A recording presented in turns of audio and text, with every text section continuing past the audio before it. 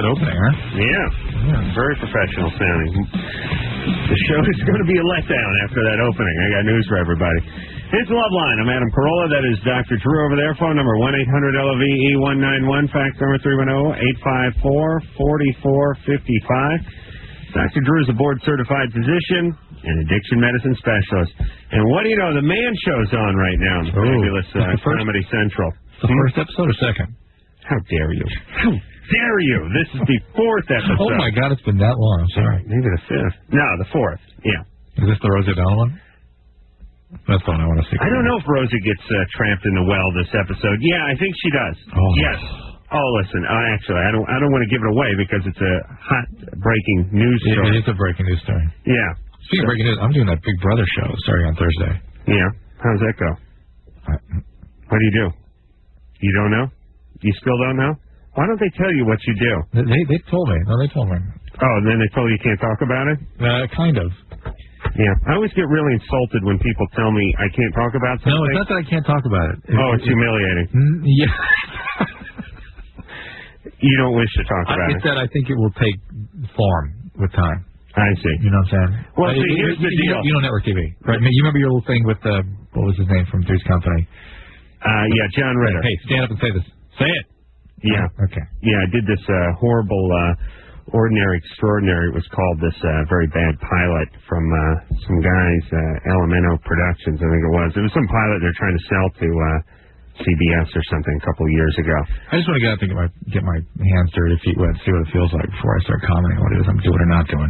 All right. But listen. I have grave concerns with people in the house, and I feel a responsibility, actually, to go in and start to do something. Oh, shut up. No, I do. Well, why don't you head into South Central and help some of those people? No, I'm not. You worried about a couple of actors cooped up in a Winnebago for a month? No, it's an interesting point, but it's something better and interesting. No, it's something I'm responsible, sort of a part of, you know what I mean? Yeah. Listen, this whole voyeuristic television thing? No. I got porn. I know. You know what I mean? I got the ultimate voyeuristic television. Takes a lot to get you off the couch. Yeah. I don't need to see people in the bathroom with a sort of foggy shower curtain in a dim silhouette of a female form. I got chicks with 8 guys on top of them. That's voyeurism. Yeah. Do you know what I'm saying? Yeah. I don't need to see it. I don't need to see. This whole thing is like people argue. It's like we get to watch people have arguments. I get arguments all the time. I don't like them that much. Now you're making a case against any kind of drama. Well, Papillon was a drama. Guy was trapped on Devil's Island. So, had to get off. Like I said, it takes a lot to get you off the couch. That was fine. Right. If it's not, All right, listen. I don't understand. Why are you doing this show? Because you said they're not paying you anything, or not enough, and you're making an ass of yourself, so what's in it for you? I'm going to try to make it something worthwhile. Okay. All right. Now, what's the rules? How long are they in that house for? 3 months. And no newspapers? No, nothing. Mm-hmm. I bet the skipper comes up with a harebrained scheme to get him out of the Winnebago. Oh, I mean the professor. Yeah. They have a clock made out of potatoes. Really? They use potatoes. Somehow they got polarity going in the potatoes to create a battery. Really? Yeah. Oh man. Good damn fine. Was that one German guy in there? Joe? He's Big Brother. Joe, you're 17. What's up? Well, my girlfriend broke up with me because she said my penis was too small. All right. So, what should I do to get back with her or back at her? I don't think you should do either, nor do I think you should believe that that's, in fact, why she broke up. That's just something low down and dirty she thought she could tell you to make you feel bad. Yeah, I don't even believe him. I don't either. Okay, Joe. Enjoy. Okay. I really don't... listen, there's women who've yelled your penis is small after they broke up with you and you threw something at them. Right. And your penis is small. We're just stating the fact. Oh, you're talking about me? Yeah, I wouldn't have done that to you, aren't you? How dare you? How dare you? You like that when I gave a little breath at the beginning? I went... Jack? Adam. Yes. What's up, man? How you guys doing? I'm doing well. Actually, I'm having another one of those I took a nap and I can't wake up episodes. You're just back from Vegas. I'm back from... Where'd you stay? I got back from Vegas. I stayed at the Hilton International, Yeah. Oh, hold on. Let me bitch a little as long as a representative from our management is here. Hotels are very, very big in Vegas now. MGM, massive. Hilton, huge. I mean, I don't know. Hilton, 9,000 rooms or something. Yeah. I was on the 23rd floor, room 135. I was the furthest and highest away from the central lobby elevator. Yeah. I had to walk farther. You know when the Jews crossed the desert? It took me 41 days. Yeah. I mean, 41 years. Yeah. How long did the Jews cross it? 40 years. That's right. It took me a year longer to get from my goddamn room to the main elevator. And the thing is that's not that big a deal normally, but if you have business in the hotel, if you going back and forth from the venue and stuff like that, add 15 minutes to the commute. Yeah. And like Jimmy, the show started live at 5 in the afternoon. Jimmy walked in at about 4 minutes to 5 for a live show, and we were first up. Oh. It took him a half hour to get, he was on number 18 or whatever the hell it is. Anderson, I'll throw this mic through that window, so help me Christ.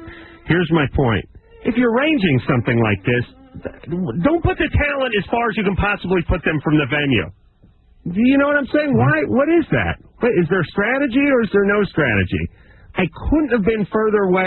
I had to keep going back and forth, and I needed a pack mule and a Sherpa guide to get there, and it was like a half hour each and every time.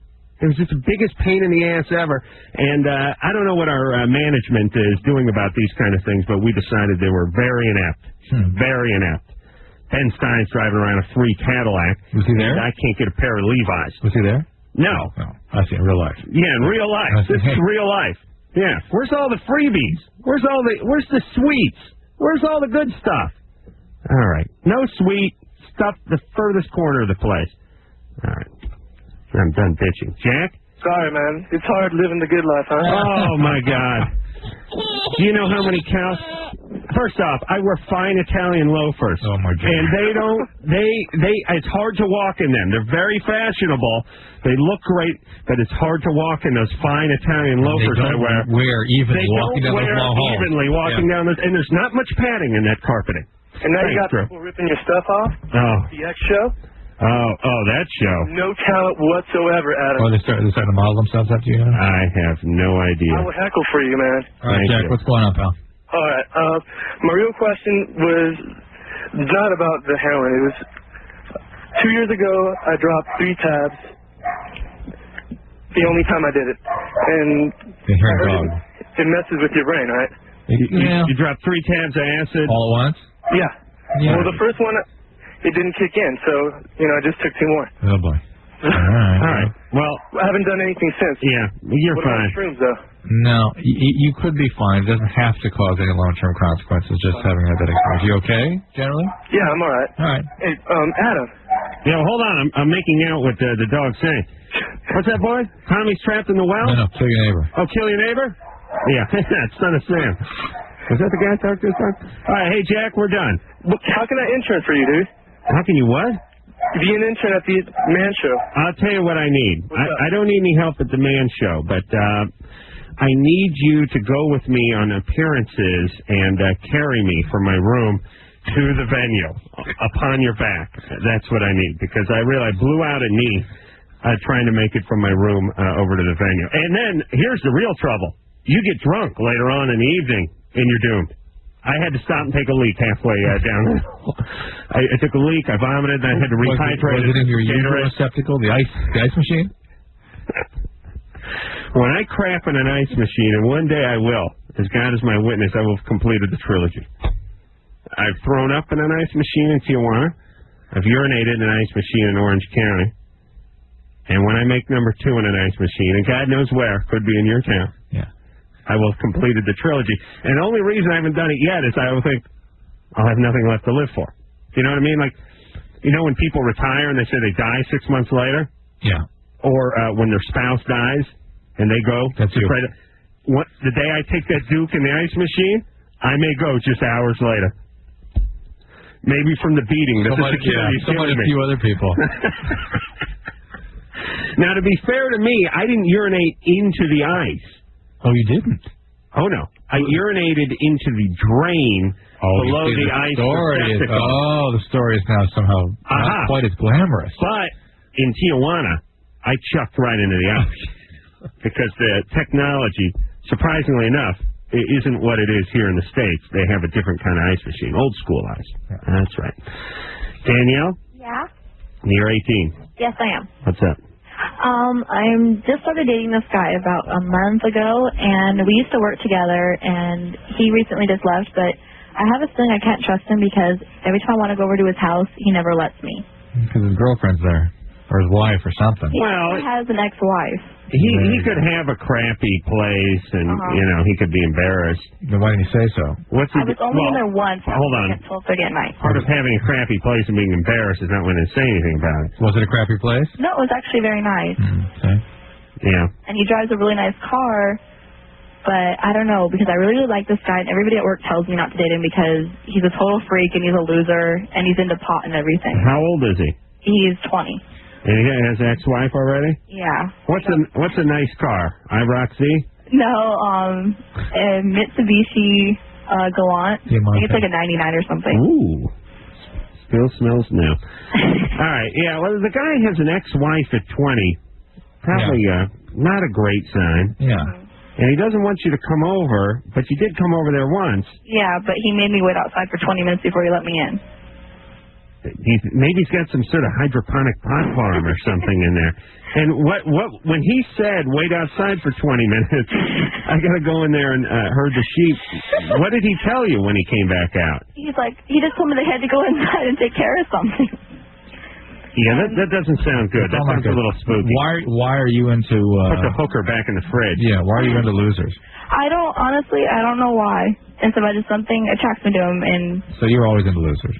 No, I'm not always into losers, just most of the time. Okay. All right. Listen. We'll do something different this time. Are you chunky? No. All right, then there's no excuse. Speaking of losers. Losers, our clock's out. Yeah, I know. I noticed that. It's been out the whole show. I talked to a guy who was a Klingon. In the lobby of the hotel for about an hour last night. Why? I'm entertained by people that are in worse shape than I am emotionally. So anybody standing there in a Klingon outfit in front of the Star Trek Experience? Not a Klingon outfit. Not in front of the Star Trek Experience. Oh, he was a Trekkie.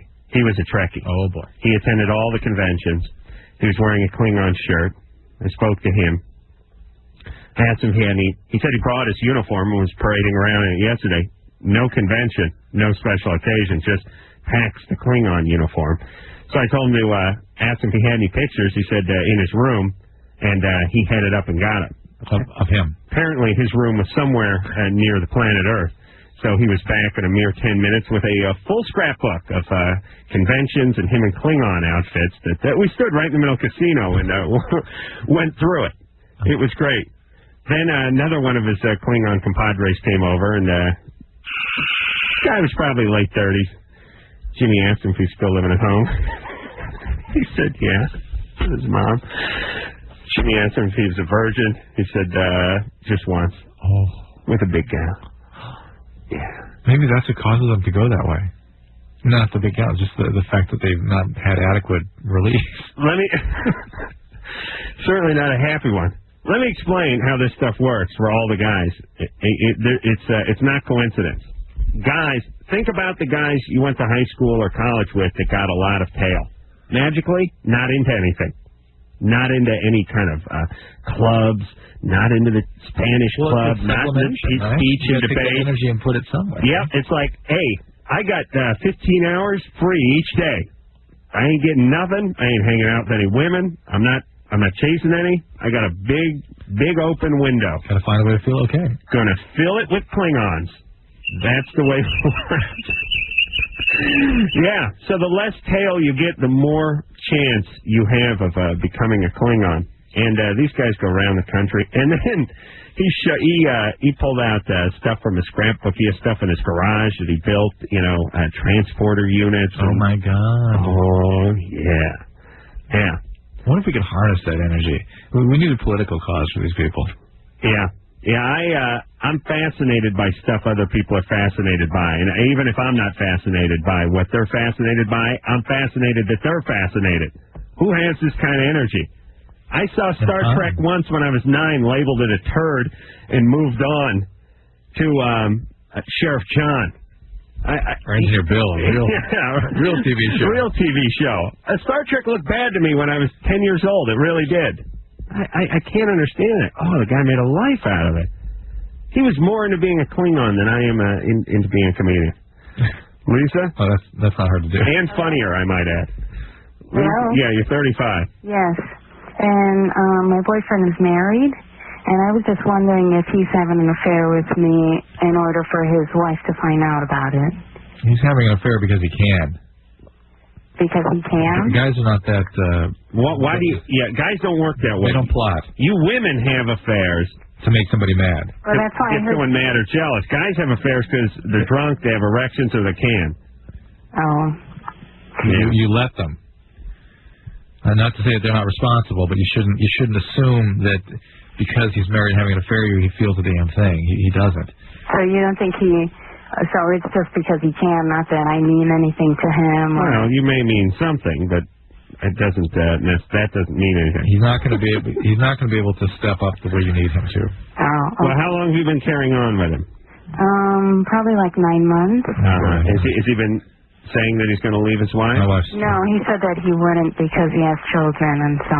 Well, there you go. At least he's being honest about that. Wow, and you're still hanging, huh?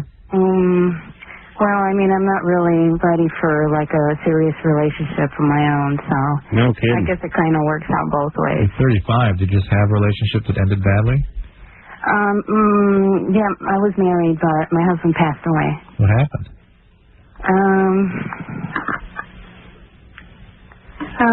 It's just really difficult, you know.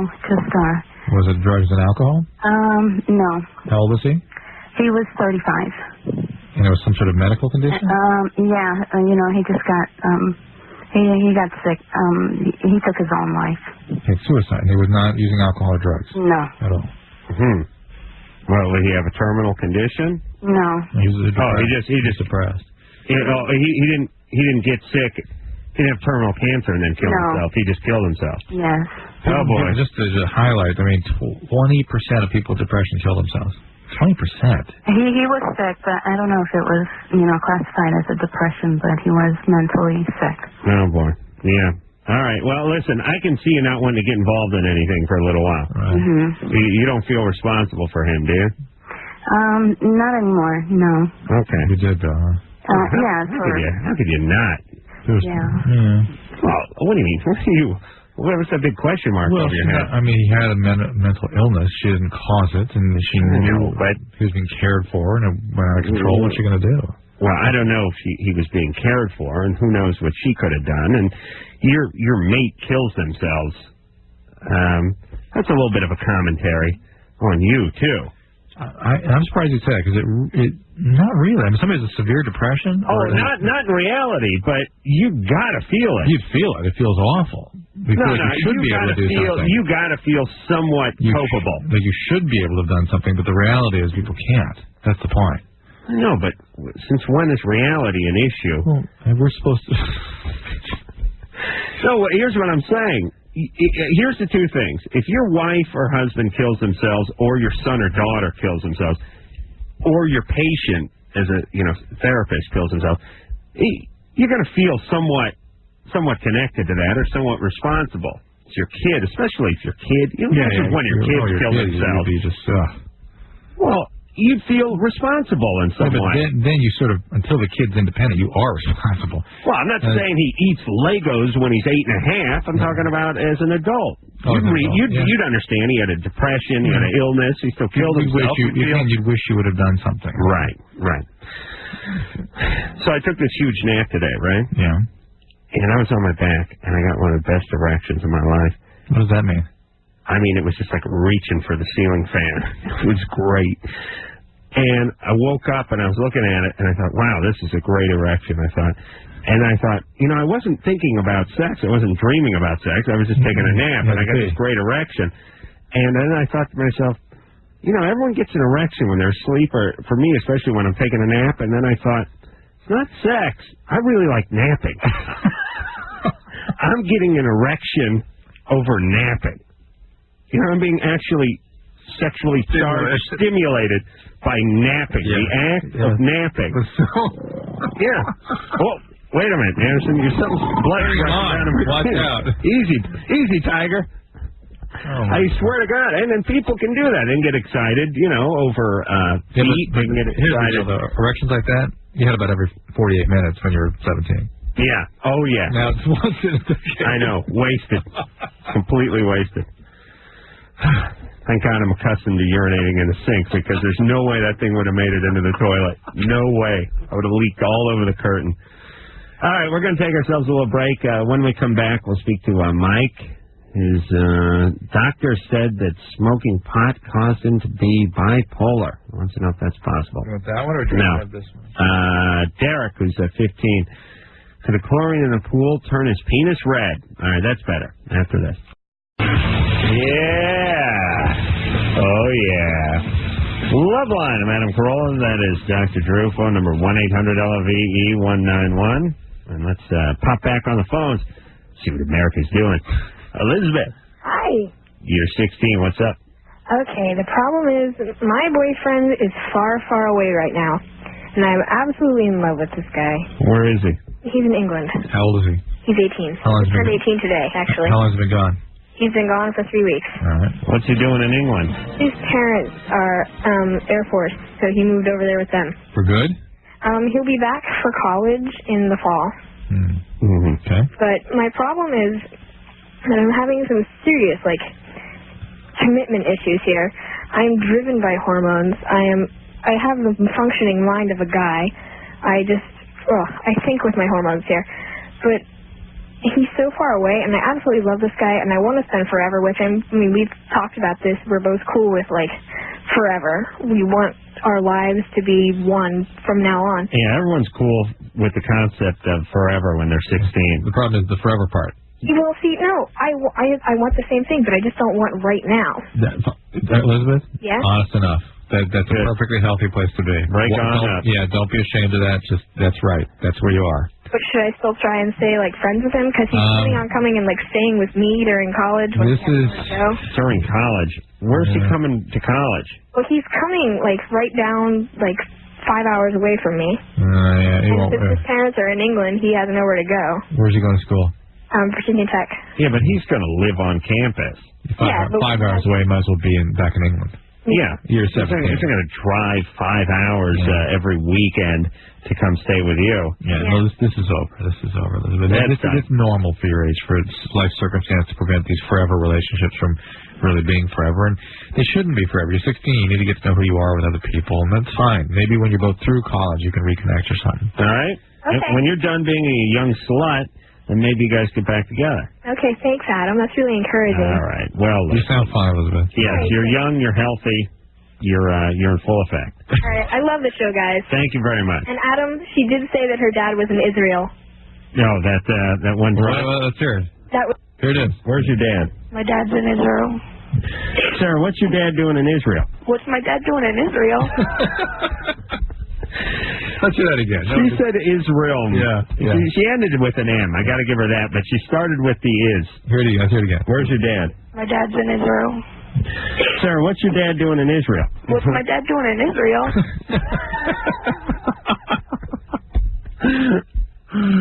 Oh, that's funny. We heard it the second time. You can hear in his room. If you say in his room, it'll be in his room, and if you say Israel, it'll sound Israel. But no, it does sound more like in his room. But first time I heard Israel.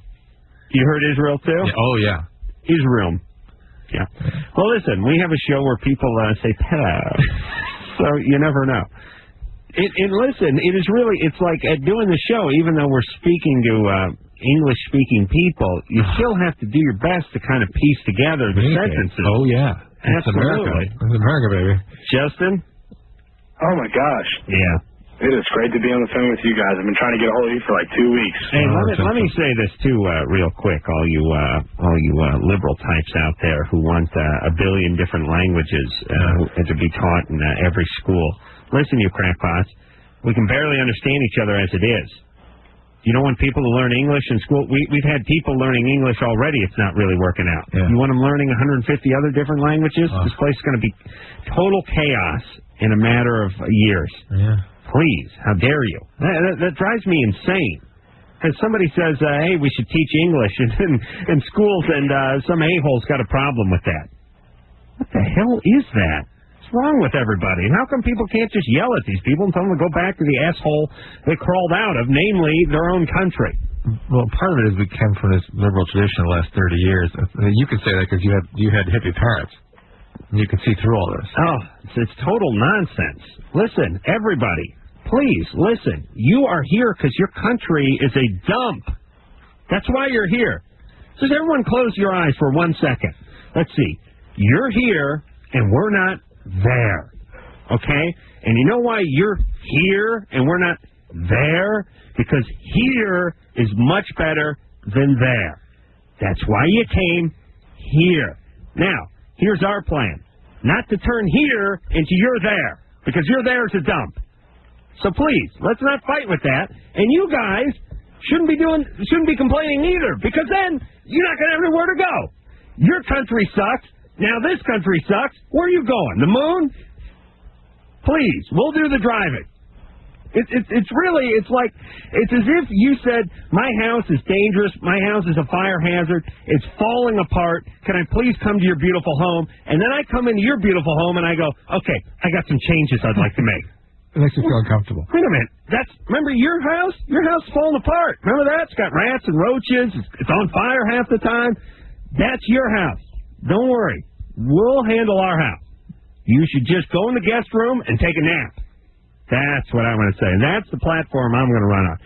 Go to the guest room, take a nap. Thank you. Justin? Hey, what's up? So, Justin, what's going on? Actually, I'd like to say, first of all, you guys do a great job. You guys really balance one another out. I've listened to you guys since I was probably 13 or 14. Oh, boy. Off and on through the years. You've helped me through a lot. I mean, just listen to some of the callers. My father died when I was 18. My sister was 10. Oh, my God. And actually, it's kind of funny. Dr. Drew sort of got me interested in the health profession, you know, the interest in human beings, helping other people. I'm a paramedic in Maryland now. Fabulous. How'd your dad die? He suffered from cancer for 4 years. What kind of cancer? Pardon? What kind of cancer? He started out with bladder cancer, and it turned... How old was he? He was 48 when he passed away. With bladder cancer? Yeah, well, see, what happened was he was first diagnosed with bladder cancer when he retired. He was a police officer. When he retired in 95. That is so rare in that age. I mean, most bladder cancer is much, much older man. Yeah, and that was the surprising part. The first tumor was about the size of a dime. They missed a tumor the size of a quarter when they went in and did their minimally invasive surgery. Yeah, yeah. And he went to a specialist at Hopkins. Yeah. And they didn't do radiation. They did chemotherapy. Yeah. And then they removed his bladder and did a new procedure where they actually made him a bladder out of part of his colon. Yep. Yeah. All right, now I gotta pee. All right, hey Justin, that's sad, but what's the question? Okay. I've been going out with my girlfriend since I was 17. She was 15. Her stepbrother molested her from the time she was 8 or 9 till the time she was 11. Wow. Now, it's sort of a touchy subject. She still lives at home with her mother. Her mother sort of has mixed emotions about me because she was very young when she had kids, and we were very young when we met, and we've been close since then. Where's stepdad now? Stepbrother. Stepbrother, he is actually... I know. I just said stepdad because I figured he was attached to the brother. Huh. Okay. Well, he lives with her mother. He's actually a good guy. He's sort of a quiet guy, but he's a good guy. The stepbrother, he lives with his mother. All right. So he's not living in that house. No. Fortunately, he got out of the situation not long after. Why is he a good guy? stepdad. No, the stepfather was a good guy. The stepbrother was not. Oh, okay. All right. Okay. I brought that on myself by bringing stepdad into this. So the point is and how old was the stepbrother? How much older than the girlfriend? 15 when he started. At 9. At 9. 6 years older. All right. All right, so what is the question exactly? Okay, well, my question is should she, in fact, bring this point up with her mother? No, she should bring it up with a therapist. With a therapist? Yeah. That's what I try to tell, I try to express upon her, the same feelings that I had, that she really needs to figure it out for herself before she brings it up to her mother. Well, what would her goal be in hammering her mother with this, except that she's pissed? I think it's a lot of closure. No. Her and her mother have been close, but I think there's sort of been a gap between them because she's felt like she's sort of had to protect her mother from that. She's grown up with her mother, having to support 2 kids that she has too young and everything else. And she doesn't want to have to confront her mother with this fact that, when she was young. Right. All right. Well, I don't think it's a big deal for her to bring it up to her mother, but she should then get some therapy. I don't think it'll do much for her if I bring it to her mother. No, it's not, but you're carrying around something. You're not telling somebody something, and then you're resenting the person for you not telling them something because you've concocted a situation in your mind where they're not going to be able to handle it or they would reject it. Yeah. So you end up resenting them, and then they're walking around, and they don't know why you're resenting them. They deserve to know. Yeah, but the mom. If you're gonna make it an issue. That's true, but the mom has a certain amount of resistance to the truth, I'm sure, and that's what that's why it's not easy for her to lay it on her. Yeah, well, mom must have a certain blind eye and a certain deaf ear, because how can your daughter be molested in your own house for 5 years and you not know about it? I don't think it's going to be. It certainly is going to create closure, and it's not going to be very gratifying talking to mom about it. She's just pissed that mom let it happen. Yeah, and that's normal. That's she fine. Should be. Yeah, dropping the ball and brought it into the house. Charles. Oh boy. Hey, and listen, all you screwballs out there. You bring a 14, 15, 16-year-old stepson into a house, and you got a daughter floating around there, expect some raping, some goosing, some molesting. Expect it. I'm going to give the kid $1 for every day he doesn't molest my kid if I get into that situation. Do you know what I'm saying? You need a stronger word than expect. Assume. Assume. Predict. Yeah. It's going to happen. You take a 15-year-old male, especially a guy, he's coming from a broken family. Yep. He's probably a little whacked out. You bring this 15-year-old male into a house and tell him to sleep in the same room or a wall away from your 10-year-old daughter or 11-year-old daughter, whoever it is, or a 15-year-old daughter, whatever it is, expect something's going to happen. Assume it's happening. I think that's it. It happens constantly. And I don't know why, because people think, the kids are like, hey, you got married. I ain't married. Yeah. I mean, this chick is now my sister. I saw her at the wedding. Yeah, she was in my class. She looks hot. Yeah. I mean, no way. And I don't think you're going to talk anybody out of that at 15. Well, the presumption now, hopefully they're not going to go down to a 9-year-old, but I'm more so talking about if you got a 13, 14-year-old girl in that situation. All right. Tiffany? Yeah. You're 15. Yeah. Your ex-boyfriend wants you back. Yeah. But only for sex. Yeah. All righty. Sounds like a fair trade. Oh. He's up front, though. You got to give him that. How old is he? Well, he never really said that, though. How old is he? 17. He didn't say sex. He said for some of that. Well, because we fooled around when we were together, and now, he called me and, I'll go to his house and stuff, and that's all he wants to do, and he won't call me to talk to me and stuff. All right, welcome to the United States and the planet Earth. This is how it works. It's the introduction to the Y chromosome. Yeah, enjoy. So just break up. You know what he wants. You know what he's about. Don't go over there anymore. Because he's having sex with you doesn't mean he gives a damn. Yeah. It's so hard for women to accept that. Well, they can't. Help them, please. When I say it seems to fall on deaf ears. We have guys humping 2 pillows. And who's a girlfriend. You know what I mean? 17-year-old guys especially. 17 to 19, 20. Oh, forget it. 30. I mean... Yeah, 24, yeah. Yeah. Believe him. He wants sex. He'll keep that going with everyone he's ever been with. Every guy will. Yeah. You got to cut it off. You have to be the strong ones, ladies, except for with me. So we'll take a little break, and we'll be back after this. See? No. Yeah. It's the Loveline. I'm Adam Carolla. It's Dr. Drew over there. Phone number 1-800-LOVE-191. Kari Wurr, Crazy Kari Wurr is going to be in here tomorrow night. Thank you. Ow! Kari's an actress that people don't know by name that well. I mean, I don't mean that as a slight to her, but not everyone knows Kari Wurr's name. But if you saw her, you'd go, oh, yeah, she's that cute chick who was in those 100 Anaconda. Right. And however many other projects in that movie. Something else today. But you know what thing about Kari? She looks different every single time. Yes, she's a good actress. So she looks different. Yeah, I do too. I have an ever-changing look. Sometimes my hair is brillowy, and then sometimes it's extra brillowy. Thank you. I saw Kari on and David Allen Greer, but not on the same show, but just like a couple days apart. Have you guys been noticing all these beach shows where celebrities are running around trying to? They're at Sandals Resort in Jamaica, and they're having a jet ski race or something. There's all these things going on. She was hosting some whatever, and now that I know how it works, which is these places say, hey, listen, we'll fly you and whoever, boyfriend, husband, friend, neighbor, we'll fly you down to Jamaica, you'll stay at the Sandals Resort, everything will be paid. You'll stay there for an entire week, and all we need is 2 days of you doing a little half day filming stuff, and everyone just goes, sounds cool.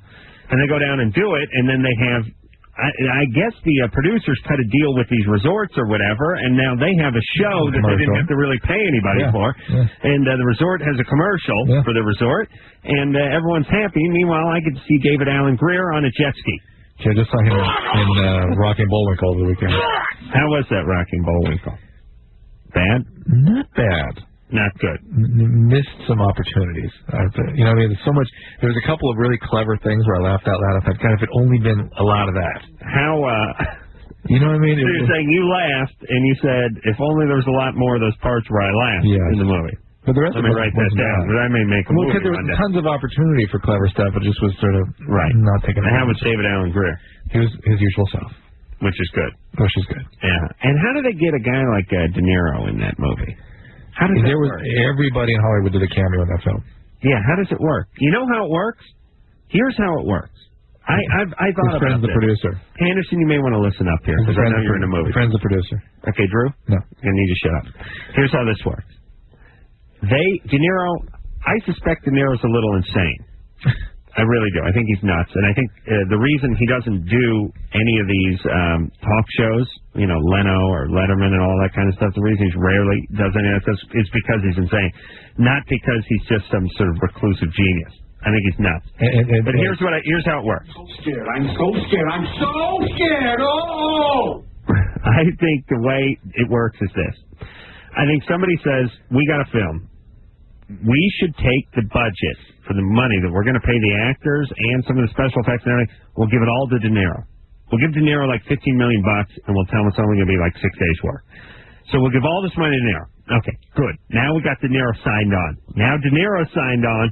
All we got to do is we'll go to every other lesser celebrity, and everyone's a lesser celebrity than De Niro, and we'll go, hey, David Allen Greer, you want to do Rocky and Bullwinkle? Please, kiss my black ass. De Niro's doing it. Ooh. No, where do I sign? No, you'll be working with De Niro? You'll be working with De Niro. Yeah. And then they just go from one celebrity to the next going, De Niro's on board. Now, seriously, if you're an actor and there's a project and it's Rocky and Bullwinkle or whatever, and you're like, geez, I don't know, we'll call you. And they go, De Niro's doing it. Well, now you're all ears. So you're smart. You get De Niro first, and then you get a whole bunch of other celebs to do cameos because De Niro did it. Yeah. Thank you. I think that must be how it works. Do you think all great actors are insane? I think all actors that play insane people are insane, and therefore not great actors, just people that are out who should be institutionalized. That's my feeling. Why is it sort of magically that all these guys that are nuts in movies turn out to be nuts? Have you seen John Malkovich? Yeah, like I know John Malkovich has to be nuts. He's got to be nuts because he plays nuts and everything. But he's a great actor. I got to give him that. And De Niro's a great actor. He plays sort of interesting more than nuts. Listen, anyone who saw Raging Bull has to know that De Niro has talent. One of the greatest movies of all time. Daniel? Hey, what's up? You're 13. Yeah. First of all, I want to say, Dr. Drew, Adam, you guys are the best. Thank you. All right. And I wanted to say I have some problems on my penis. I got some, it's really, like, dry and itchy, and it stings a lot, and it's been bleeding lately. The skin? Yeah. Do you have other rashes anywhere else? I guess a little bit around the waist and under the armpits. Okay. You know, Honey had this. First, I was going to say he's whacking off with Aquavelva again, but no? No. Under the arms? Well, I'll tell you what. That distribution, anything around your ankles? No. Scabies. Scabies, yeah. Yeah. I could be a doctor. Yeah. And you worry about scabies. How long you had this for? Well, the penis thing I have had for like maybe a couple weeks. How about the other rash? Well, I've been off and on under the other places and the other places. Okay. You need to see a dermatologist or at least a regular doctor about this because you might get some over-the-counter cortisone cream and start with that. But this could be scabies. They have a super high octane brand that has a whole whopping 1% now that you can buy. I think you actually get 1% over the counter. And let me tell you, that's impressive. And you get 2.5%, you get prescription. That's really impressive. There's nothing better than going and buying some cortisone with the big lettering on the front. Now, 1% strength. Yeah. Put the 1% behind anything. Not real impressive. Not impressive. Even if it only went up to 4%, well, now wait a still minute. not impressive. Your logic doesn't hold because 1%. Because the stronger cortisone creams, the fluocinolone, that kind of stuff, is a 25/1000%. The really strong stuff. So you're saying the lower the percentage, the better? I'm just saying the stuff that's prescription is fractions of percentages because they're so potent. Yeah, but 1% hydrocortisone. 0.025%. 0.001. Nobody knows what you're talking about, including you at this point. The 1% is hydrocortisone is relative, really, just to what the potency of whatever it is you're talking about. It's not 1% hydrocortisone. It's 1% hydrocortisone. Right. Okay, but that's not impressive. The stuff you buy that you get prescription is 1/1000% of something stronger. Okay, but if it was hydrocortisone, it'd be 2.5. Yes. Okay, please quiet down now. Star? Yeah. You're 18? Yeah. The only way you can fall asleep is to masturbate? Sometimes, yeah. Sometimes? It's not always. Okay. Please. Is that a question? Sometimes the only. And by the way, that's not a correct sentence, is it? Sometimes the only way I can fall asleep? No. Doesn't fit. Non sequitur. Thank you. All right. We're breaking early. Go ahead, man. You need set to go. What's going on? You have to pee or something? No, I don't. You're right. Charles. Hello. You're 28. Just found out your girlfriend is really only 15. Let's take a break. You're gone already. Let's take a break. Well, listen, Charles. Thank God we dedicated the last hour to your microgram. And the hour before that was De Niro's nuttiness. Come on. Okay, but that was provocative talk radio. How dare you refer to a genius like that as nuts? Listen, you don't know how to sell the how dare you. I'm going to do it one more time, and you're going to have to take notes, right? How dare you? It's good to gasp a little. And let me explain, everybody. The how dare you do twice. The first one is a caught off guard. You're still processing the information, how dare you. And the second one comes when the anger has built and you've really been able to sort of digest the insult that has been put forth to you. And by the way, please don't think Adam is just doing this on the radio. We have to listen to How Dare You all day long now. All day at the office, yeah. So here's how it goes. So the first How Dare You is a sort of, like I said, I'm still processing the information, and the second one is just outrage. All right, you ready? Yeah. How dare you? How dare you? You see? So it's good to go. Thank you. Thank you very much. Yeah, I got to get a drum kit just so I can do that thing on the cymbal, you know? No, not this part. I couldn't do that. You couldn't do the first part either this way. I feel I have the makings of a great drummer. And guitar player. I've seen you play air guitar. Yeah. That's it. Yeah, that's what I could have done. Well, every time. Well, next time John Popper comes in here, I'm going to bring my drum kit in. All right. What'd you do there, Drew? Nothing. All righty. It's Loveline. Oh, yeah. It's a little blues traveler. Phone number 1-800-LOVE-191. Kari Wurr from Remote Control, fresh off her hot series Remote Control on MTV. Tomorrow night. hopefully I'm going to pick her up because she lives down the street from me. And I think I can just roll down the hill, honk the horn, and go get her. Charles? Hi, yeah, this is Charles. That's right. You're 28. You just found out your girlfriend was 15? Yeah. How old did you think she was? She told me 14. She was 18 when I met her. Mm-hmm. Still a pretty good age spread there, isn't there, Charles? 18 and 28. Yeah. Yeah. Yeah. Charles, you're pretty desperate, huh? Well, no, I mean, I was in Korea when I met her. It was a vacation. I see. Hey, remember last night I was talking about how all Koreans are mean? Oh, no, she's not Korean. She's Russian. I know. Ooh, there's a mean culture, too. But do you find that the Koreans are mean? Well, not mean, but their culture is different. Yeah, whereas they yell at people and shoot them? They just don't smile that much. Yeah, they're not a happy people. What was the Mickey told you guys last night? Actually, I was trying to think. Who do you think? I still think Iranian are the meanest. Those are the meanest people. No. Yeah, they're not. You don't think that's just the media images of them? Oh, no, I've dealt with a few of them. I think something about your neighbor wanting to kill you. Yeah. Yeah, like Iranians, like, you know, you get caught for adultery and they like bury you out in the street and run over your head with a Jeep and stuff like that. Your neighbor wanted to kill you? What's that? Well, you know, you're wrong. Oh, my neighbor, yeah. Well, I think she was Israeli. North Korea. I didn't hear about the story. Wait, you talking about my pain-in-the-ass neighbor? Oh, the woman with the son? Yeah, I don't know what she was. They're the whole Middle East, a bunch of pissed-off people over there. And why shouldn't there be? No water, sun, and a bunch of ugly broads running around. What was it the Minka told you that night? Minka? Yeah. I'm number one, Oriental Big Boob Queen. That's right. And then she said, everyone loved me because I have big breasts and I'm skinny. My plastic surgeon tell me I have thick skin. That's why I can have big boob. Thickest skin he ever seen. Really? Yes, he said I have very thick skin. He said most Korean broad skin 10 mil. Mine 25 mil thick. That's how they measure skin in Korea.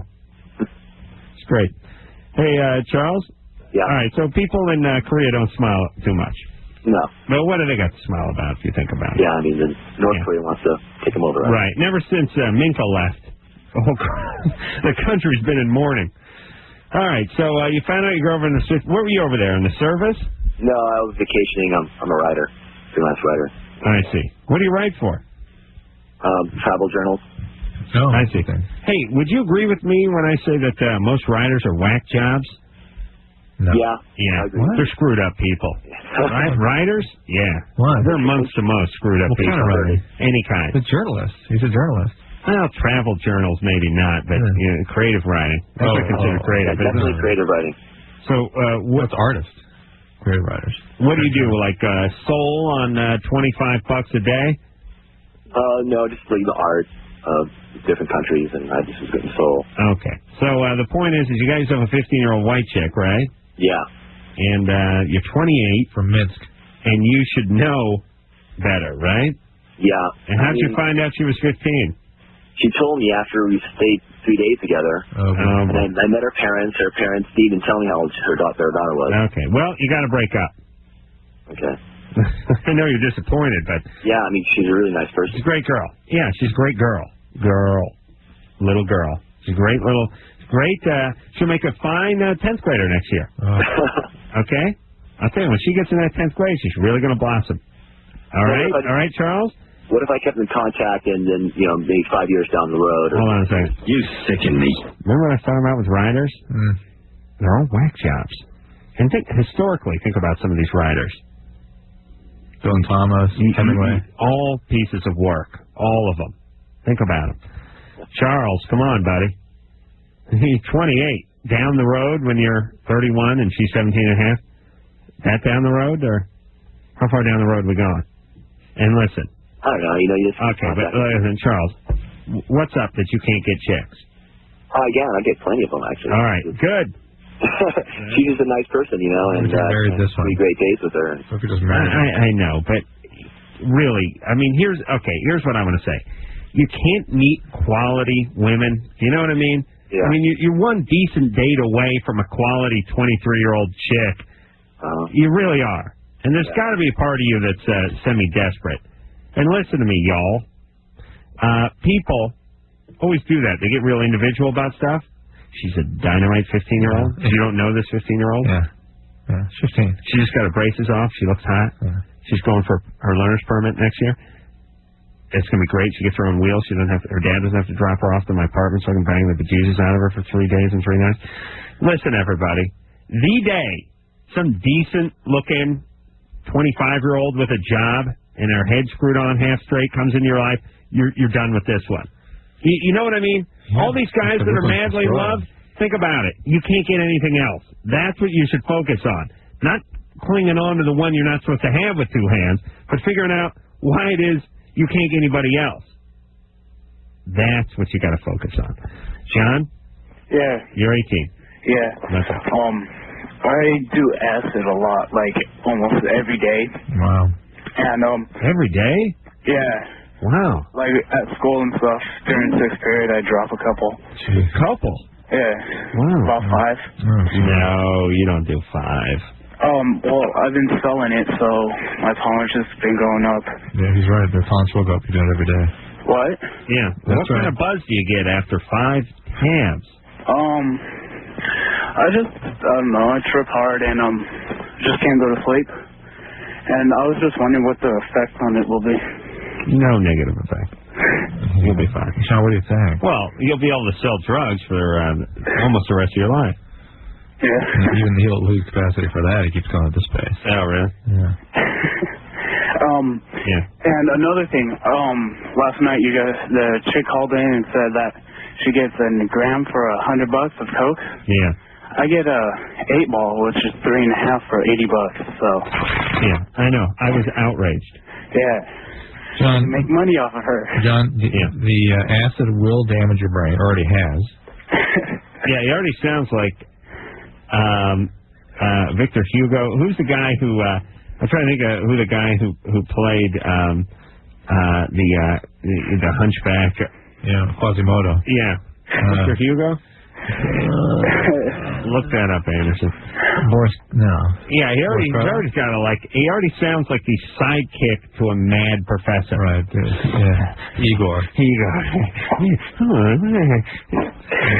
There he goes. Hey, John. Yeah. John, really, you're screwing. Oh boy, stop taking acid. Okay. Please, buddy, you're destroying yourself. What about to go to sleep? Because I can't go to sleep after. You should consult. Really, you need to consult with a doctor because what you've done to yourself will have long-term effects. Like what? Well, mostly mood problems. That's going to be the big issue. It's going to be extremely difficult to. Okay. You're going to have a lot of panic attacks. Where are your parents? My dad kicked me out of the house because I tried to cut his throat. And my mom left me when I was, I don't know, about 5 years old. Hold on a second. Was his throat still attached to him, holding his head on? Yeah. Okay, then that's not right. Was he beating the crap out of you? No. He was just talking about me behind my back. Ooh. I remember the one time my dad tried to drop a dime on me. Heard him talking to my stepmom about something to do with laundry. I kicked the door right in. Put a shiv in him.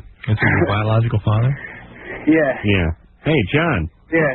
Why don't you just go, is there a prison nearby you can just sneak into? Oh, I just got out. Oh, you did? Yeah. Okay. What were you in for? Assault with a deadly weapon. Aggravated assault. With your dad? Yeah. With my dad and my little brother. Oh, I see. They tried to hold me down, and I kicked my little brother in the head a couple times and stuff. All right, well, I'm sure he had a time. Hey, John, where do you live? Huntington Beach. Okay, good. You don't have a car, do you? Yeah, I do. Uh-oh. What kind of range does that baby have? Suburban, brand new. Oh, man. How'd you get that? He deals drugs. Oh. Listen, John, promise me you'll never put more than a quarter tank in that thing. I don't want you coming out to L.A. All right, bro. All right. Now, listen, John, seriously, you're really going to hurt yourself with this acid. You're really hurting yourself. That's not an issue to down, though. Your life will be over. It really will. You'll be walking around brain dead. You'll be like that Suburban with no computer. You'll just be sitting in the driveway, looking brand new. Won't work. You know what I mean? You've got to stop with the acid. You got to talk to Maybe the doctor. this is a job for cannabis. Start smoking weed. Please start smoking weed. Oh, my God. Listen, if I was in control, I'd just put him down right now. I really would. Here's what I would determine. I would determine that something was going to happen eventually. Let's just nip it in the bud. You know what I mean? Here's when I'm in charge. Here's how I'm going to approach crime. By the way, first off, profiling. That's all I'm going off of. That's all I'm going to do. You look like a troublemaker. I don't care what color you are. I don't care what sex you are. I'm going to find the ethnicity, the sex, and the age that causes the most trouble. I'm going to pull them over constantly. You know why? Because I'm smart. That's what you do when you try to eliminate problems. You figure out whatever race, you play the odds, huh? Whatever race it is, whatever sex it is, and whatever age it is. Whoever that is that's causing the most trouble, they get pulled over the most. That's number one. Why? Because pulling over old broads in new cars don't find as many guns and drugs. You know what I'm saying? I'm gonna be more efficient with my officers' time. That's number one. Number two, none of this sitting around waiting for crime to happen. I'm going to start putting criminals down before they become criminals. When I deem them criminals. Yeah. That's right. So criminality will not be determined by behavior or ability. No, posture. Genes plus environment. That's it. Yes. And when jeans, it's how high you wear your jeans and how slow you walk when you're crossing the street. Megan? Yeah. You're 16. Yeah. And by the way, when I'm in charge, any healthy person who drags their ass across the street in the middle of the intersection can be clipped at no expense or any legal prosecution brought on the motorist. As a matter of fact, accommodation will be given out to them. Any snot-nosed, punky 15-year-old kids who drag their ass across the middle of the street, not in an intersection or crosswalk, who get clipped by a car, it will be completely their fault. Did that just happen to you over here in Culver City? It happens everywhere. They will have to pay for the damage done to the car if they survive. That will be my process. Listen, I see some snot-nosed 15-year-old kid dragging his sorry ass across the street with a pissed-off look on his face. I go right at him. I really do. I don't slow down for a second. If he don't get out of the way, he's getting clipped. And they get out of the way. I have no problem with that. Zero problem. When I was a kid, I ran across the street. All you punks, start running. Megan? Yeah. You're 16. Yeah. What's up? Well, I was raped when I was 14 years old. By whom? Huh? By whom? It was a friend of mine. He was like a friend of the family's. I was going to say that. It always sounds funny. Yeah. Friend of the family's. Okay. Yeah. And how old was he at the time? 20. He was 18. Yeah. 18. Right. And whose friend was he? Well, it was my mom and his mom were really good friends growing up. And his mom had moved away, and then they moved back to my town where I live in now. Did your mom and his mom go to high school together or something? Yeah. Hold on a second. How sort of surreal, bizarre, and sad is that? Yeah. I mean, you're good chum. No, actually, it's like they grew up together, went to high school together. You're good chum from high school. One day, God willing, your son will grow up and rape my daughter. You know what I mean? There's your next script. Yeah, I mean, isn't that sort of surreal? Terrible. All right, Megan. So, what happened? Did you ever call the cops or try to do anything? Yeah, there was a big ordeal on it, and that's good. That's good. Yeah, he got in a lot of trouble and everything.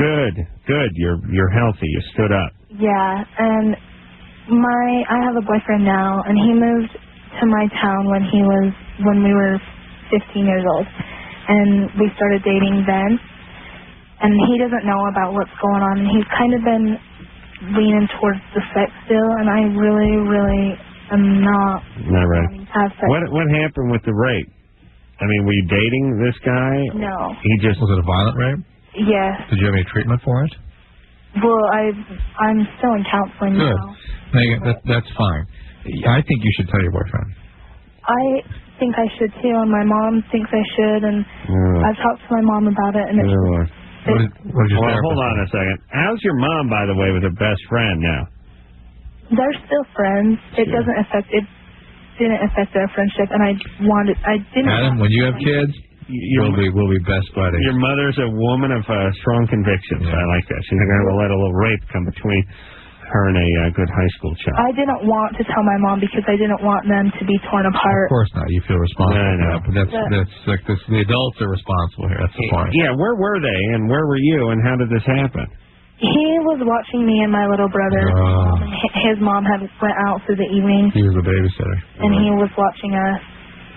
Oh, my God. My little brother was downstairs watching a movie, and I was upstairs using the bathroom, and he came in. You were 14, huh? Yes. Yeah, this guy, boy, I'm so glad you called the cops or whatever. That is It was a while afterwards. That's all right. It's a full-scale predator. Good. All right. So, listen, how old's your boyfriend now? He's 16. Good. Listen, I wouldn't tell him. You wouldn't? No. He's going to pressure the hell out of her. Now, I'm telling you, and maybe this is just my own projection. Yeah. I think he's going to freak out a little bit. I think it's weird. It's weird for a 16-year-old guy. Sometimes, though, maybe he's a little bit of a caretaker. It'll make him back off a little bit. You know? Did you say jack off? Oh, well, he's already done that. Back off. Oh. Listen, hold on a second. I got factor. Here's the deal. You know when you're 16 and you're extra... Hell, when you're 18 or 19, and you're actually super weird about, like, everything. Ex-boyfriends and partners and prom dates and all that kind of stuff. This rape thing is like, it's really going to haunt the guy. I mean, it'll screw him up. He'll really be thinking about it all the time. He will. It'll whack him out. You're 16, you stay with your counseling, and you explain to him that, you know, hey, you're not ready. And if he doesn't respect that, he doesn't respect that. Listen, there are reasons why people aren't ready. Yeah. It's not always rape. Yeah. What if it's not rape? Do you have to explain it? You have to explain the next reason? People do, typically. Here's why I'm not ready. Here's this why I'm in. Well, no. I mean, let's say you're a 16-year-old girl. Let's say... Just say I'm not ready? Well, let's say you're a 6-year-old girl, you're not ready. Yeah. Maybe you were brought up in such a way that, suggests that you're not going to be ready for another couple of years. You want to be with them for a little more time or whatever it is. I mean, do you need a definitive reason as to why they're not ready at 16? You're right. And if he can't respect that, then forget it. Meanwhile, you keep going with your counseling. And, I know it's tough, but, not every man represents this rapist guy, and not every sexual encounter is going to be rape. It's great that she's holding up. She is not ready to. It'll all be an acting out until she's like 18. Good, and it's not really going to do anything anyway, other than kind of weird the guy out a little bit while he stands around. He's not going to know how to approach her. I wouldn't say it. To me, he's 16. Let him be 16. Well, I would. I tell him, but that's me. I see your point of view, and it's valid. Would you want to be told? Yeah, absolutely. You would? And it would cause, I'm such a damn, caretaker. It would cause me to back off, put her stuff ahead of mine, just go into that nurturing caretaking role. Well, would it weird you out to a certain degree? No. Not at least? It wouldn't be like, oh man, she's screwed up now. Oh, no. Something happened to her. No. No? But then, look how sick I am. That's funny. Hey, I was right. Oh, I feel so much stronger about you now. Thank you. So much closer. Thank you. I was right in the parking lot last night when I was leaving the show. Chris? No, that's what you did to me. Oh, that's right. Chris, you're 20. Chris? Oh, hello. Sorry. Caller who goes by Chris? Yeah, what's up? This is my question for you guys. It has to do with condom size. Like, I really don't know what size to use, and I know they have, like, those ones called magnums and stuff. But I've seen on TV when they're demonstrating how to put a condom on, they do it on a banana, and it seems to go on fine. But I mean, my penis is not the size of a banana, but the regular size condoms are just really hard for me to get on. Too big or too small? Way too tight. I've had them break after penetration. You rolled down the tip? Yep.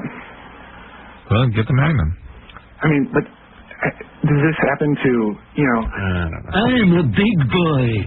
Listen, Chris, you're a nice guy, but if the standard size isn't fitting, seems way too tight, seems to break all the time, then step up to the next size. Okay, forget about condom. Let's talk about pants, shirts. You know what I mean? Medium seems a little tight, a little confining. May want to go ahead and step up to the large. But how do you know? I don't know. Call it woman's intuition, Drew. A wild hunch. But when I'm trying on a shirt and the large feels a little tight around the shoulders, you know what I do? Extra large. But when I look at the mannequins in the store, the shirts fit fine. The large is tight, I step up to the extra large. That's just me. But then again, I'm going off 36 years of experience here, and I've been around. All right, wait a minute. So go ahead, put the Magnum on. What's the worst case? Use that twist tie. that it comes with. Melissa? Yes. Oh, boy. What's the matter? Look, I have to say, I've been listening to you for 9 years, so please go easy on me. All right, baby. I'm having some really problems, and I think you guys are the right people to talk to. What's going on? And I really need a lot of help. One, I'm married. I'm currently separated. A year ago, I got raped the night my father died, and I got raped at a club, and because of this, it's like caused all types of problems in my marriage. And you were married at the time you were raped? Yes, I was. What were you doing at a club? Well,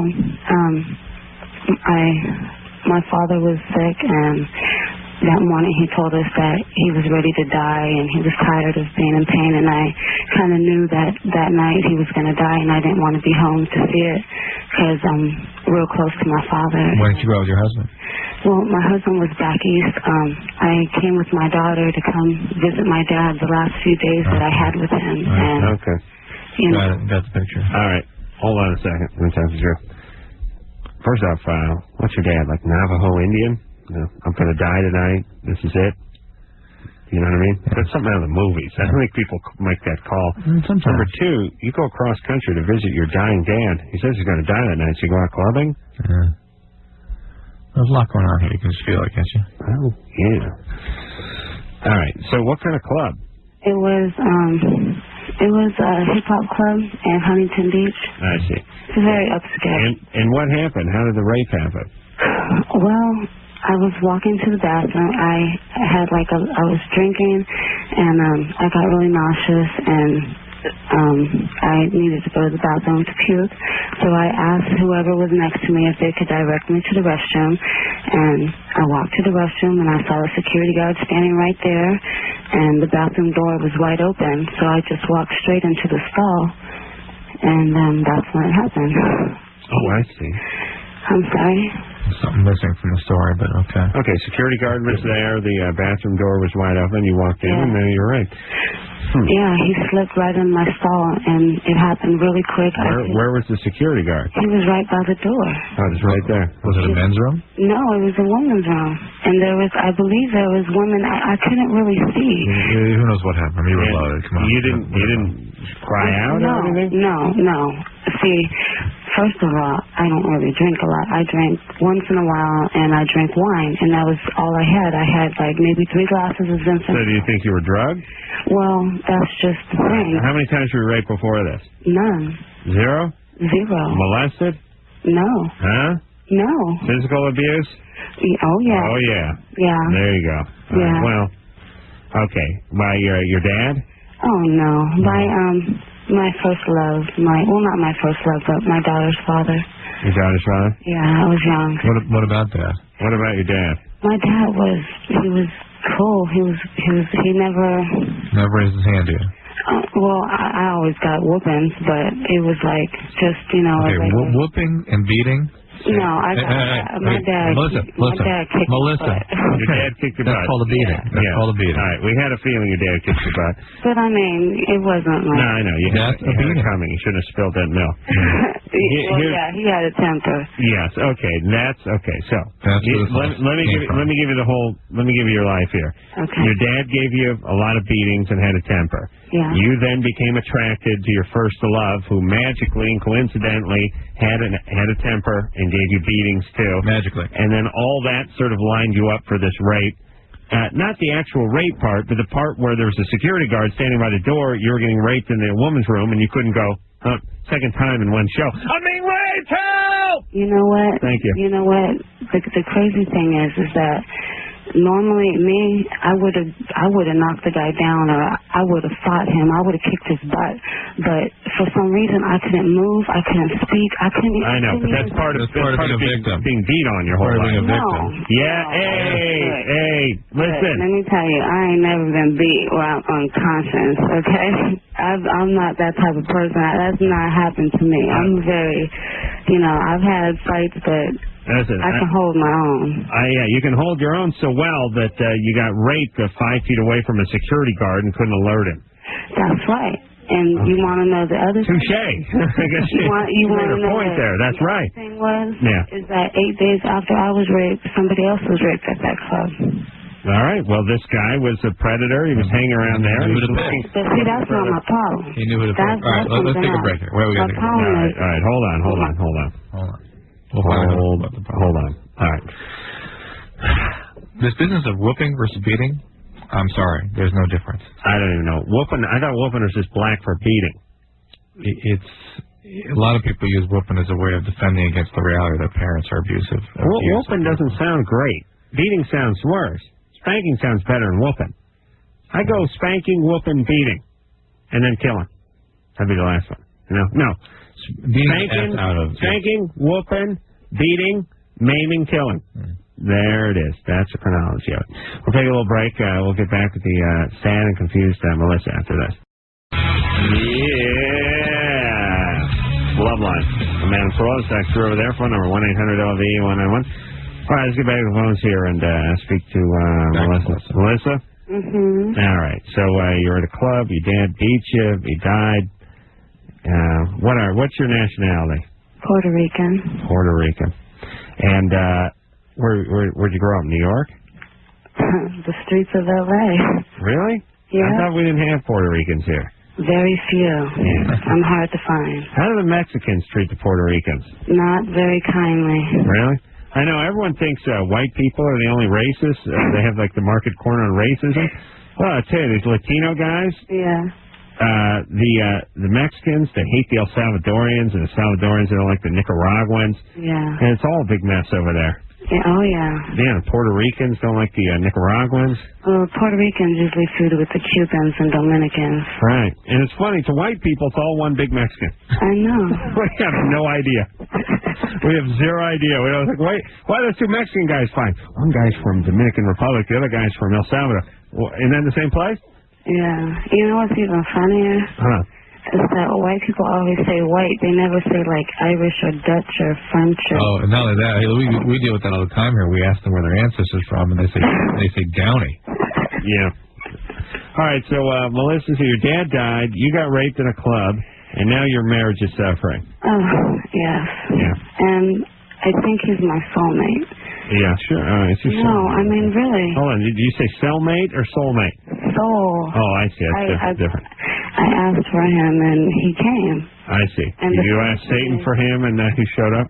Well, listen, I don't trust this guy because he's abusive. Who? Well, no, it's the next husband. He's got to be abusive, too. No, that's why she's maybe sabotaged it. Oh, interesting. This guy's not abusive. Who? Your husband. No. No, and you're having trouble. Verbally. Verbally. Verbally abusive? Yeah. Oh, I turn him physically. But, you know, that kind of guy's confined to a wheelchair.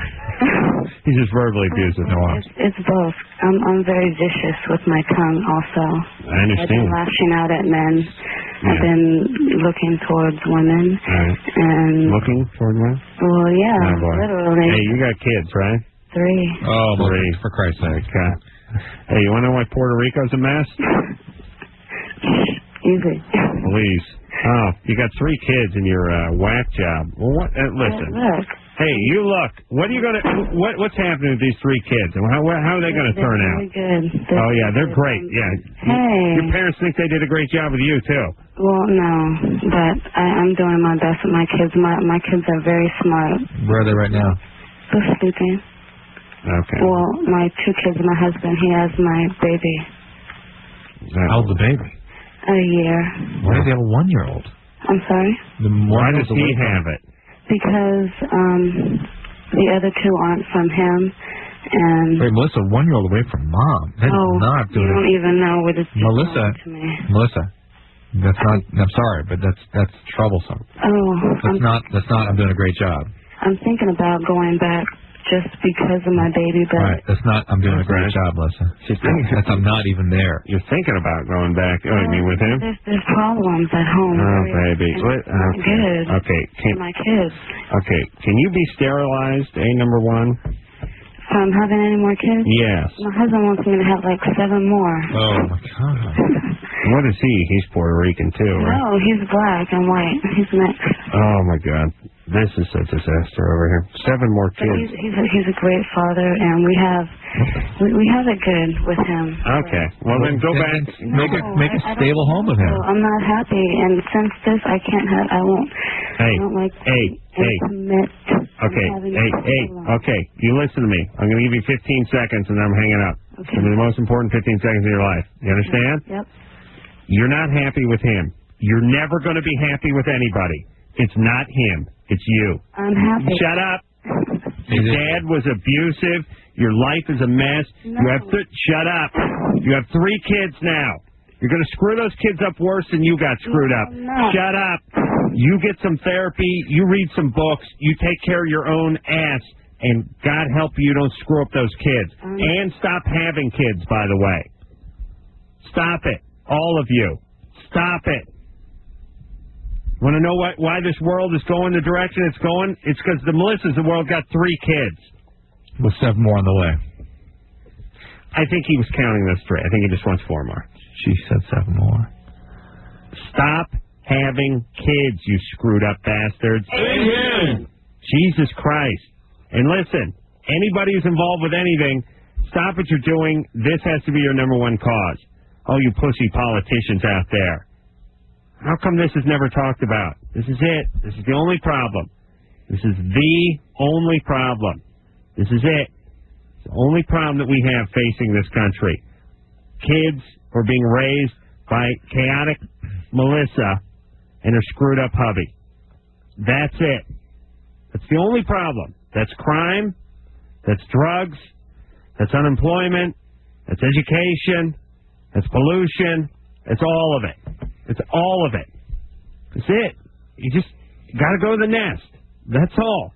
Why we can't see that, why we can't accept it, I don't know. And I know the politicians must know it on some level, on a surface level. They just don't want to talk about it. Somebody's got to talk about this. People got to stop having effed up kids, and it's done. Then we're living in utopia. Everybody, think about healthy people.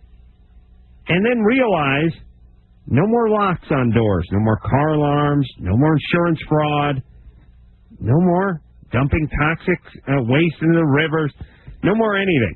Just a bunch of good people doing good things. That's it. It's utopia. Are we ever going to have to worry about Drew's triplets stabbing us, ripping us off, stealing our car stereo, faking an injury at a casino, trying to collect some insurance? It's not going to happen. Road rage, spousal abuse, unemployment, prison overcrowding, none of it. All right. Okay. None of it. Jesus Christ. I swear to God, we got to sterilize these people. It's going to be it. It'll be 20 years. Utopia. Sarah? Yeah? You're 16. Yeah. What's up? I had sex with my boyfriend for the first time the other night, and I've had sex before, but he was a virgin, and I started crying, like, towards the end of it, and I don't know why. He didn't tip you. How old were you when you first had sex? 15. And what was that like? What was that all about? It's never, like, affected me before like that. Who was it the first time?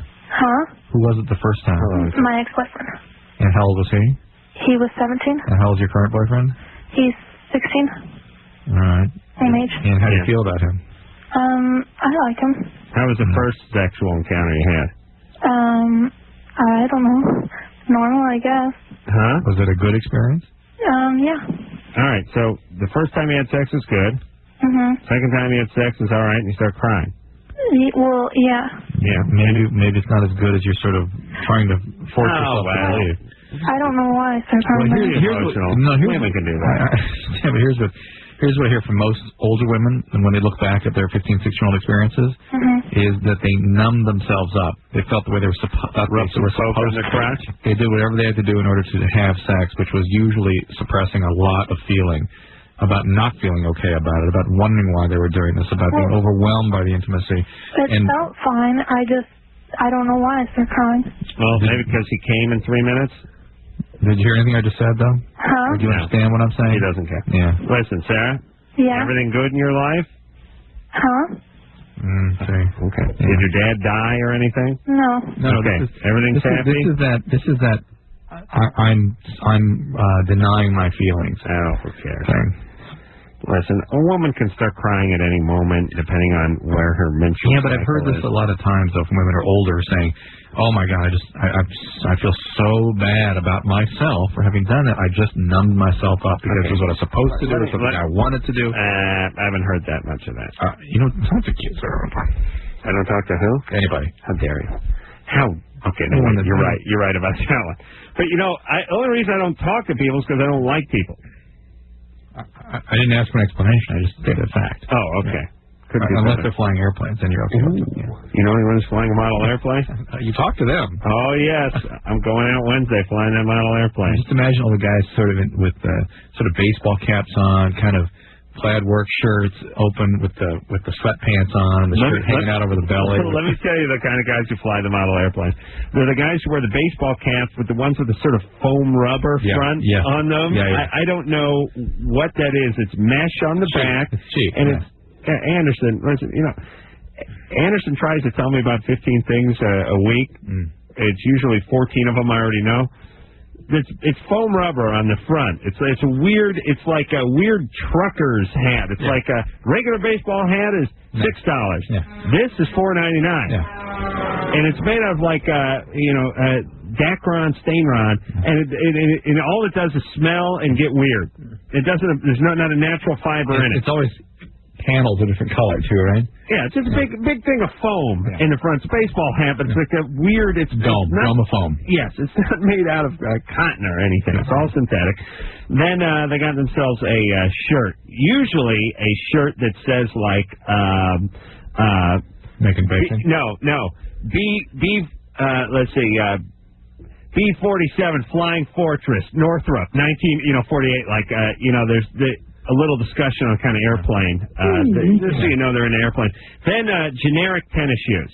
Potbelly. Kind of tennis shoes. You know those tennis shoes, instead of laces, they got the two big Velcro straps, and they're light blue? Yeah. You get them at the supermarket out of the big bin.